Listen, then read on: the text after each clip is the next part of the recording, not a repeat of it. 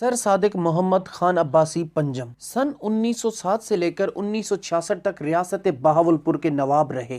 سر صادق محمد خان عباسی جب صرف 2.5 سال کے تھے تب ان کے والد نواب بہاول خان عباسی انتقال کر گئے۔ چونکہ یہ اپنے والد کے اکلوتے بیٹے تھے، اس لیے اپنے والد کے انتقال کے بعد ان کو بہاولپور اسٹیٹ کا نیا نواب مقرر کیا گیا۔ نواب صاحب کے بڑے ہونے تک ریاست کے سارے انتظامات کو ایک کونسل نے سنبھال رکھا تھا۔ پاکستان بننے کے بعد بھی سن 1955 تک بہاولپور ایک آزاد ریاست رہی، جس کا اپنا خزانہ تھا اور اپنے امور وہ خود چلاتا تھا۔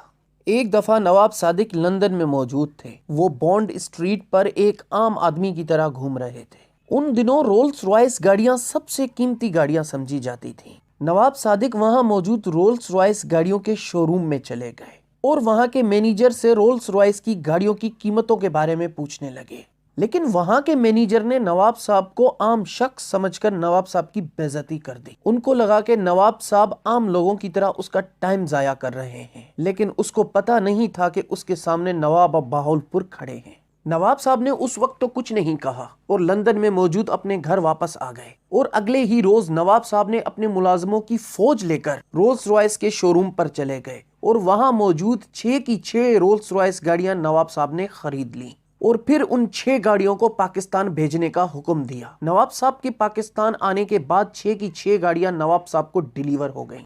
پھر نواب صاحب نے ان گاڑیوں کے ساتھ جو کیا جو کسی نے سوچا بھی نہیں تھا۔ نواب صاحب نے اپنی بے عزتی کا بدلہ لینے کے لیے اور رولز رائس کو سبق سکھانے کے لیے ریاست بہاولپور میں ان گاڑیوں سے کچرا اٹھوایا گیا۔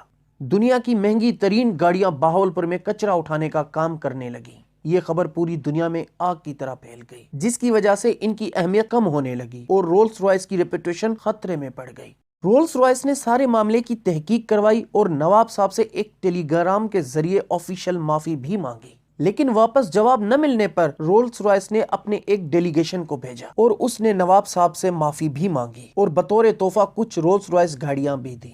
پھر نواب صاحب نے ان گاڑیوں سے کچرا اٹھانے کا کام رکوا دیا تھا اور بطور تحفہ ملی ہوئی گاڑیوں میں سے ایک گاڑی نواب صاحب نے قائد اعظم محمد علی جناح کو بھی دی تھی، اور پاکستان پر مشکل گھڑی میں گورنمنٹ ملازمین کی 1 ماہ کی تنخواہ بھی نواب صادق صاحب نے ادا کی تھی۔ آج بھی ان کی مہنگی ترین گاڑیاں تباہ حالت میں صادق گڑھ پیلیس میں کھڑی ہیں۔ تو دوستو، آپ کو یہ ہماری ویڈیو کیسے لگی؟ مزید معلوماتی ویڈیوز کے لیے ہمارا چینل سبسکرائب کریں تاکہ ہر آنے والی نئی ویڈیو بآسانی آپ کو مل سکے۔ شکریہ۔